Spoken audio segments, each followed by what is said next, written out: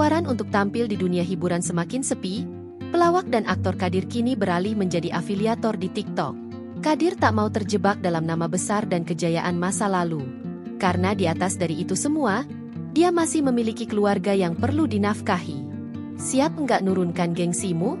Dari bintang film, pelawak terkenal, siap nggak gengsimu turun? Kata Kadir dikutip dari YouTube Kasih Solusi, Rabu, 25 Juni 2025. Kalau saya, sebagai bapak yang bertanggung jawab rumah tangga, saya siap turunkan gengsi. Lanjutnya, sebagai informasi, Kadir pernah populer tidak hanya sebagai aktor yang membintangi banyak judul film komedi, tapi Kadir juga dikenal sebagai salah satu pelawak Sri Mulat. Kehidupan Kadir mulai berubah saat dirinya terkena sakit jantung di tahun 2001. Sempat tak menerima pekerjaan dan menjalani operasi pemasangan ring di tahun 2007, sejumlah aset yang dikumpulkan semasa jayanya ikut terjual. Kadir kemudian sempat bertahan dengan berjualan soto kudus di Bekasi. Namun Kadir tak mau hanya mengandalkan dari satu sumber di saat karir di dunia hiburan semakin sepi.